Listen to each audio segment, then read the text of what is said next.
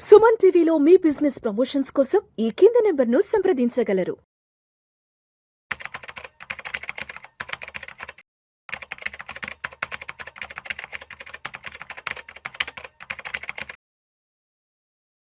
నమస్తే, welcome to Vishnu talks. నేను విష్ణు. ప్రస్తుతం నాతో పాటు certified financial planner and certified wealth manager Madhavi Reddy గారు ఉన్నారు. మేడం గారితో మాట్లాడదాం.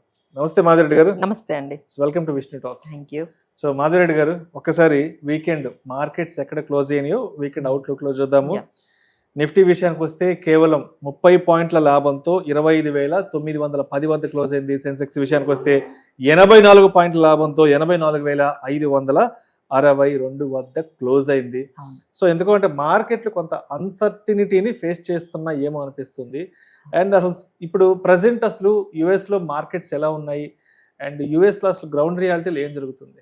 సో మనం లాస్ట్ ఫ్రైడే రోజు అయితే మాత్రం, అంటే ఫ్రైడే థర్స్డే కూడా అండి, లాస్ట్ 2 days నుంచి అందరూ గమనించవచ్చు, దాదాపుగా 200 పాయింట్స్ మార్కెట్ వాల్టిలిటీ అండి. అసలు వాల్టిలిటీ ఏ విధంగా ఉందంటే, సో అందరూ కూడా ఇది ఒక కాషియస్ లాగా తీసుకోవాలి. సో ఆల్మోస్ట్ మీరు ఫ్రైడే రోజు కూడా చూస్తే మార్కెట్స్ ఒక టైంలో లోయెస్ట్ పాయింట్స్ అంటే 25,740 వరకు వెళ్ళిందండి. అంటే 800 కూడా బ్రేక్ చేసేసి ఒక్కసారిగా 25,740 వరకు వెళ్ళింది. బట్ ఎప్పుడైతే మళ్ళీ బీహార్ రిజల్ట్స్ లో కొంచెం పాజిటివ్ గా మళ్ళీ ఎన్డీఏ రావడంతో మళ్ళీ కొంచెం మార్కెట్స్ బౌన్స్ బ్యాక్ అయ్యి అది 25,940 వరకు వెళ్ళి ఫైనల్ గా 25,910 దగ్గర క్లోజ్ అయింది. సో దాదాపుగా 200-250 పాయింట్లు పైగానే మార్కెట్స్ అనేది ఒక్కసారిగా ఒకే రోజు మూవ్మెంట్ అనేది జరుగుతుందండి. టూ మచ్ ఆఫ్ వాల్టిలిటీ అయితే మార్కెట్లో అయితే ఉంది. అది మనకు థర్స్డే రోజు కనబడింది, అలానే ఫ్రైడే రోజు కనబడింది. దీనికి కారణం ఏంటంటే, ఒకవైపు డొమెస్టిక్ క్యూస్ ఏమో పాజిటివ్ గా చూపిస్తున్నాయి, మార్కెట్స్ ఒక్కసారిగా వెళ్తున్నాయి. మళ్ళీ ఎక్కడైతే గ్లోబల్ గా అది నెగిటివ్ సంకేతాలు రావడంతో మళ్ళీ మార్కెట్స్ కుంగిపోతున్నాయి. సో ఈ విధంగా డొమెస్టిక్ పాజిటివ్ క్యూస్ తోని గ్లోబల్ సెల్ ఆఫ్ తో ఈ మధ్యలో మన మార్కెట్స్ ఒకేసారి అప్ సైడ్ కి వెళ్ళడము, మళ్ళీ ఒకేసారి డౌన్ సైడ్ అవ్వడం అయితే మనకి ఇదే కంటిన్యూ అవుతుందండి. సో అసలు యుఎస్ మార్కెట్ లో మనకి ఎక్కువగా టెక్ సెల్ ఆఫ్ అయితే కంప్లీట్ గా జరుగుతుందండి. ఏదైతే ఏఐ మీద వాళ్ళు స్పెండ్ చేసింది ఏదైతే ఉందో చాలా స్పెండ్ చేశారు, బట్ అక్కడ నుంచి వచ్చే ఆ వాల్యూషన్స్ అయితే చాలా హైగా ఉన్నాయని చెప్పి అక్కడ వాల్యూషన్స్ చాలా ఎక్కువగా ఉన్నాయని ఒక దాంతో మనకి సెల్ ఆఫ్ అనేది జరుగుతూ ఉంది. ఇంకొకటి ఏంటంటే, హాకిష్ ఫెడ్ అంటే వాళ్ళు ఏం చెప్తున్నారంటే, ఫెడ్ రేట్ కట్ ఉండొచ్చు ఉండకపోవచ్చు సిచ్యువేషన్ అన్నట్టుగా చెప్తున్నారు. డిసెంబర్లో మనకి ఫెడ్ రేట్ కట్ మీద ఒక డెసిషన్ అయితే రాబోతుంది. దాని మీద అయితే అంత ఆప్టమిస్టిక్ గా లేరండి. మేబీ రేట్ కట్ ఉండకపోవచ్చు, ఎందుకంటే అక్కడ ఇన్ఫ్లేషన్ అంటే లాంగెస్ట్ వాళ్ళకి షట్ డౌన్ జరిగింది రీసెంట్ గా. యుఎస్ మా గవర్నమెంట్ లాంగెస్ట్ షట్ డౌన్ జరిగిన తర్వాత ఇప్పుడు మొత్తం డేటా అంతా రిలీజ్ అవ్వాలండి. ఇంతవరకు యుఎస్ గవర్నమెంట్ షట్ డౌన్ ఉండడం వల్ల డేటా ఏమీ రిలీజ్ అవ్వలేదు. గవర్నమెంట్ నుంచి జాబ్ డేటా కానీ, కన్సంప్షన్ డేటా కానీ, కన్స్యూమర్ డేటా కానీ, లేకపోతే మనకి ఇన్ఫ్లేషన్ డేటా కానీ, ఇవన్నీ కూడా ఇన్ని రోజులు వాళ్ళకి బయటకు రాలేదు. ఇప్పుడు ఒక్కొక్క డేటా బయటకు వస్తుంది. దాన్ని బట్టి వాళ్ళు మేబీ డిసెంబర్లో మేబీ రేట్ కట్ ఉండకపోవచ్చు అనే సంకేతాలతో కూడా యుఎస్ మార్కెట్లో చాలా వరకు నిన్న కూడా అండి చాలా సెల్ ఆఫ్ అనేది మనము డౌ జోన్స్, S&P 500 చాలా వరకు మనకి డౌన్ అయింది. అది మనకి బాగా కనిపిస్తుంది. ఇంకోటి ఏంటంటే, ఎఫ్ఐఐ సెల్లింగ్ కూడా బాగా జరుగుతుందండి. అంటే నవంబర్లో దిస్ ఈస్ ద హైయెస్ట్. మన ఫ్రైడే రోజు 4,968 crores సెల్ చేశారు, విచ్ ఈస్ హైయెస్ట్. నవంబర్లో ఇంతగా ఎఫ్ఐఐస్ ఎప్పుడు సెల్ చేయలేదు. సో ఈ విధంగా ఒకవైపు మనకి బీహార్ ఎలక్షన్స్ పాజిటివ్ ఉండడం, అలానే ఇన్ఫ్లేషన్ అసలు 13 year లోయెస్ట్కి వెళ్ళిపోయాడు, అంటే 1% బిలోకి వెళ్ళిపోయామండి. సో అంటే ఎంత పాజిటివ్ క్యూస్ వస్తూ ఉన్నా మనకి డొమెస్టిక్ గా గ్లోబల్ అంతే నెగిటివ్ గా వస్తుంది. అండ్ బీహార్ ఎన్నికల ఫలితాలు ఒక మంచి హిస్టారిక్ విన్ అని చెప్పవచ్చు. ఆల్మోస్ట్ ఎన్డీఏ అక్కడ క్లీన్ స్వీప్ చేసేసింది. అంటే బట్ మార్కెట్ల పరంగా ఇది ఎంత వరకు రిసీవ్ చేసుకుంది, అంటే మార్కెట్ రియాక్షన్ ఎలా ఉండింది అసలు నిన్నటి హిస్టారిక్ విన్ మీద? అదేనండి, ఒక్కసారి డౌన్ అయిన మార్కెట్ కాస్త అయినా రీబౌండ్ అయ్యింది. అంటే ఒక్కసారిగా 25,800 కూడా బ్రేక్ చేసి కిందకెళ్ళిన మార్కెట్ కొంచెమైనా రీబౌండ్ అయ్యింది అంటే బికాస్ ఆఫ్ దిస్ విన్ ఏదైతే ఎన్డీఏ ఇవి. ఎందుకంటే మార్కెట్స్కి ఎప్పుడైనా సరే ఒక స్ట్రాంగ్ గవర్నమెంట్ అనేది ఉంటేనే మనకి మార్కెట్స్ పాజిటివ్ గా తీసుకుంటే, ఎందుకంటే ఏదైనా స్ట్రాటజిక్ గా వాళ్ళు ఏదైనా డెసిషన్స్ తీసుకోవాలన్నా, పాలసీ డెసిషన్స్ తీసుకోవాలన్నా ప్రాజెక్ట్స్ గురించి డెసిషన్స్ తీసుకోవాలన్నా ఎప్పుడైతే స్ట్రాంగ్ సెంట్రల్ గవర్నమెంట్ ఉంటుందో అప్పుడే అది సాధ్యపడుతుందండి. అది దానికి ఎప్పుడు కూడా మార్కెట్స్ పాజిటివ్ గానే తీసుకుంటాయి. సో అందుకనే మనకి నిన్న ఫైనల్ గా ఎంత డౌన్ కి వెళ్ళినా again it has ended with at least 25,900 above నే మార్కెట్ క్లోజ్ అవ్వడానికి ఈ బీహార్ ఎలక్షన్స్ లో జరిగిన ఈ విన్ అనేదే మనము కారణంగా చెప్పుకోవచ్చు. అండ్ అదే విధంగా ఇన్ఫ్లేషన్ కి సంబంధించి కూడా ఒక రిపోర్ట్ రావడం జరిగింది. ఇన్ఫ్లేషన్ కూడా బాగా డౌన్ ఉంటుంది అంటున్నారు.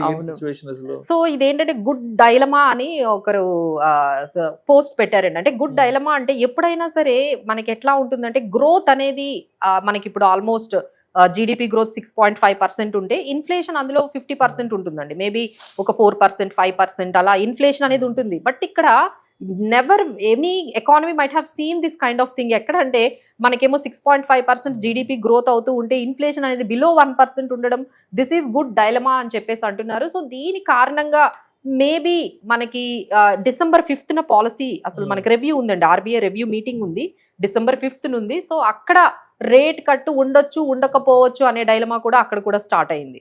సో మనకి డిసెంబర్లో ఫెడ్ రేట్ కట్ కానీ లేకపోతే Indian RBI repo rate cut కానీ కొంచెం డౌట్ అనే కాషియస్ గానే ఉండాలని చెప్తూ ఉన్నారండి. Because of this lowest inflation, ఇంత తక్కువ ఇన్ఫ్లేషన్ ఉండేటప్పుడు ఇంకా రేట్ కట్ చేయడానికి పెద్ద రీజన్స్ ఏమీ లేవు. అండ్ లాస్ట్ వీక్ అంతా కూడా భారత్ అమెరికాకి సంబంధించిన వాణిజ్య ఒప్పందాలు ఆల్మోస్ట్ ఒక కొలికి రాబోతున్నాయి, అంత ఓకే అయిపోయింది. ఇక నుంచి మార్కెట్లు కూడా మంచి ర్యాలీ ఉండబోతుంది 26 నుంచి అన్నారు కదా. బట్ అది ఎంతవరకు వచ్చింది అక్కడ డిస్కషన్స్ అసలు? So US government shut down అయిన తర్వాత వచ్చిన పరిణామాలు దాని వల్ల కొంచెం టోన్ అయితే మారినట్టుగా కనిపిస్తుందండి. ట్రంప్ ఏవైతే డెసిషన్స్ తీసుకుంటున్నారో ట్రంప్ టారిఫ్స్ గురించి, వాటి వల్ల అక్కడ చాలా ఇన్ఫ్లేషన్ పెరిగిందండి యుఎస్ లో.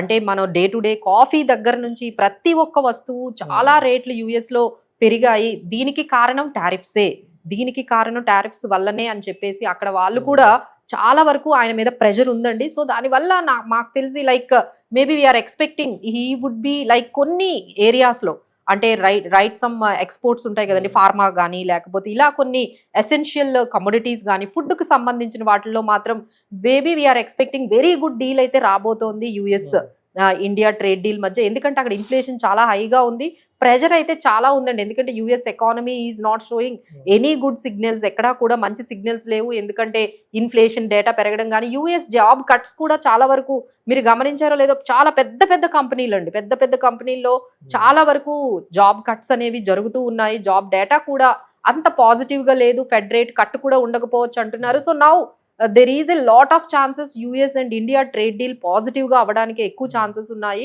So that is only the thing can take the markets to the next level. ఈ ఒక్క డీల్ అయితే మాత్రం మార్కెట్స్ మనకి 26,000 అబౌవ్ వెళ్ళి అక్కడ అంటే 26,000 చాలా సార్లు అటెంప్ట్ చేస్తుందండి మార్కెట్ అయితే, 26,000 చాలా సార్లు టచ్ అవుతోంది. బట్ అక్కడ స్టేబుల్ అవ్వలేకపోతుంది. అక్కడ నుంచి సెల్ ఆఫ్ జరగడం కానీ ప్రాఫిట్ బుకింగ్ కానీ కంటిన్యూస్ గా జరుగుతూ ఉందండి. సో బట్ అక్కడ స్టేబుల్ అవ్వాలి అంటే that is the only thing market is waiting a good trade deal between US and India దగ్గర నుంచి ఏ మాత్రం పాజిటివ్ గా వచ్చినా. ఆల్రెడీ చాలా వరకు ఎక్స్పోర్ట్ ఓరియంటెడ్ కంపెనీస్ మీరు గమనిస్తూ ఉంటే బయింగ్ స్టార్ట్ అయిందండి. అలానే ఫార్మా కంపెనీస్ లో కూడా కొంచెం బయింగ్ స్టార్ట్ అయింది. అలానే జెమ్స్ అండ్ జ్యువెలరీ, టెక్స్టైల్స్ ఇలాంటివి, అంటే they are expecting there might be a very good deal between US and trade deal. దానివల్ల ఈ జెమ్స్ అండ్ జ్యువెలరీ కానీ లేకపోతే ఫార్మా కానీ ఇలా ఎక్స్పోర్ట్ ఓరియంటెడ్ ఏవైతే ఉన్నాయో వాటికి కొంచెం పాజిటివ్ గా వచ్చేటట్టుగా న్యూస్ రావడంతో వాటిలో కూడా కొంచెం బయింగ్ అనేది అయితే మనకు కనిపించింది. అండ్ నిఫ్టీకి సంబంధించి కూడా మొన్న ఒక పాజిటివ్ న్యూస్ రావడం జరిగింది. అండ్ 2026 ఇయర్ ఎండింగ్ అంతా కూడా 29,000 శిఖరాగ్రహాలకు నిఫ్టీ చేరుకోబోతుందంటూ కూడా రావడం జరిగింది. కాబట్టి సో అంటే నెక్స్ట్ కపుల్ ఆఫ్ మంత్స్ నుంచి కానీ లేదా నెక్స్ట్ ఇయర్ నుంచి మార్కెట్ ని ఏ విధంగా ఎక్స్పెక్ట్ చేయొచ్చు అంటారు? సో అందరూ కూడా అంటే Indian markets are doing well అని అన్ని అంటే ఫారెన్ ఎనలిస్టులు కానీ లేకపోతే మనకి రేటింగ్ కంపెనీస్ కానీ అందరూ కూడా గోల్డ్మ్యాన్ సాక్స్ కానీ ఇలాంటి వాళ్ళందరూ కూడా మంచి రేటింగ్ అనేది మన ఇండియన్ ఎందుకంటే కన్సంప్షన్ చాలా బాగుందండి. అండ్ ఇన్ఫ్లేషన్ ఈజ్ లోయెస్ట్ ఉంది, ఇంట్రెస్ట్ రేట్స్ కూడా చాలా పాసిబుల్ లెవెల్స్ లో ఉన్నాయి. And GDP growth highest in the world 6.5%. ఇలాంటి సిచ్యువేషన్ లో ఎక్కడ మనకి కనిపించట్లేదు. So everything is doing well. But FIIs మాత్రం దే ఆర్ నాట్ కన్విన్స్డ్ అండి. They are still might be thinking ఇక్కడ వాల్యూషన్స్ ఎక్కువ ఉన్నాయి అనుకుంటున్నారా, లేదు ఇంకా they are taking some kind of uncertainties ఉన్నాయి అనుకుంటున్నారు. But that might turn in to positive గా మనకి ఎప్పుడైతే మార్కెట్స్ వాళ్ళు ఎఫ్ఐఐస్ మన ఇండియన్ అంటే ఎమర్జింగ్ అంటే ఇప్పుడు మనకు ఎట్లా కనిపిస్తుంది అంటే గ్లోబల్లో మీకు యూరోపియన్ మార్కెట్స్ కానీ యుఎస్ మార్కెట్స్ లో కానీ అంతా కూడా కొంచెం గ్లూమీగా ఉంది. So now the FIIs might turn to the emerging markets. Emerging markets కి డెవలప్డ్ కంట్రీస్ నుంచి మళ్ళీ ఎమర్జింగ్ మార్కెట్స్ గానీ షిఫ్ట్ అయినట్లయితే India will be the good spot. So definite గా ఆ మనీ అంతా కూడా ఇప్పుడు డెవలప్డ్ మార్కెట్స్ నుంచి ఎఫ్ఐఐస్ మనీ అనేది ఎమర్జింగ్ మార్కెట్స్ కి రాబోతుంది. సో ఎప్పుడైతే ఆ మనీ అనేది ఫ్లో అంటూ మనకు స్టార్ట్ అయితే ఇప్పుడు మనం అనుకుంటున్నవన్నీ కూడా అంటే నిఫ్టీలు సెన్సెక్స్ ఇంకా ఆల్ టైమ్ హైని రీచ్ అయ్యే ఛాన్సెస్ అయితే మనకి ఫ్యూచర్ లో కనపడిపోతున్నాయండి.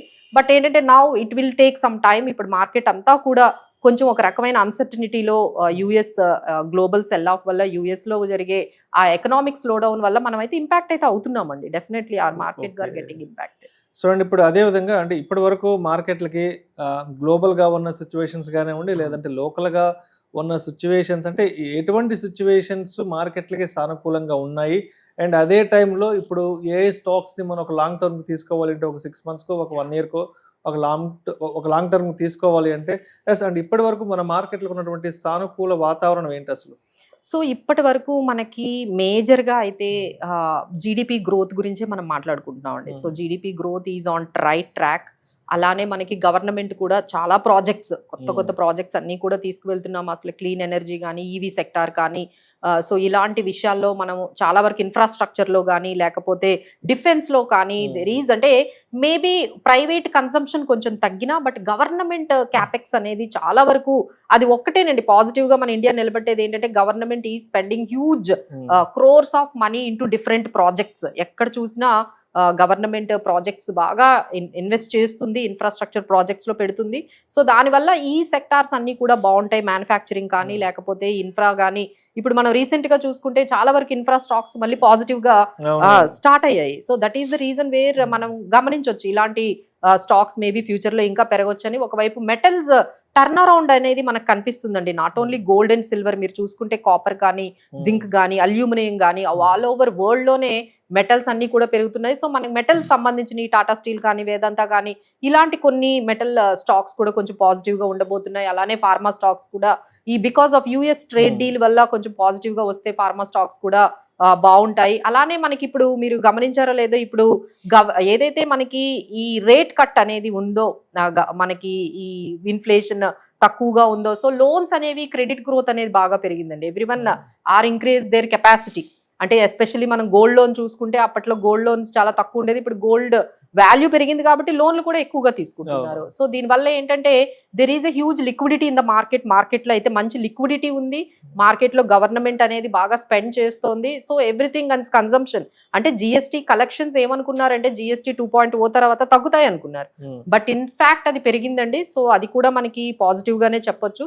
So all those things are domestically we're very అంటే బ్రైట్ స్పాట్ లో ఉన్నాం. బట్ ఓన్లీ థింగ్ ఈజ్ మనకి గ్లోబల్ సినారియో అస్సలు సపోర్ట్ చేయట్లేదు. Now the thing is we're just ఆ టర్న్ అరౌండ్ అనేది జరుగుతుంది. అంటే ఇక యుఎస్ మార్కెట్స్ ని పక్కన పెట్టి మన ఇండియన్ మార్కెట్స్ ని కొంచెం అంటే యుఎస్ మార్కెట్ లో జరుగుతున్న ఇవన్నీ కూడా పక్కన పెట్టి మన దగ్గర ఎఫ్ఐఐస్ ఇన్వెస్ట్ చేసే లేకపోతే డొమెస్టిక్ గా కూడా ఇన్వెస్ట్ చేసే ఆ సిచ్యువేషన్ వస్తే మాత్రం definitely we can see the highest points అండి. సో ఇక్కడ మనకి కొన్ని స్టాక్ స్పెసిఫిక్ గా లేకపోతే సెక్టార్ స్పెసిఫిక్ గా మనం ఉంటూ ఇన్వెస్ట్ చేసుకుంటూ వెళ్ళడం అనేది బెటర్ చాయిస్ అని మేము అనుకుంటున్నాం. బట్ ఆ టర్న్ ఓవర్ అనేది కొంచెం టైం అయితే పడుతుందండి, కొంచెం టైం పడుతుంది. సో అంటే ఇప్పటి వరకు ఉన్నటువంటి మార్కెట్లకు సంబంధించి కొంత ప్రతికూల వాతావరణం అదేవిధంగా కొంత సానుకూల వాతావరణాన్ని బట్టి నెక్స్ట్ 2 days కి మార్కెట్ ఎలా ఉండే అవకాశం ఉందంటారు? మండే నాటికి ట్రేడర్స్ మార్కెట్ ఏ విధంగా సిద్ధంగా ఉండాలి?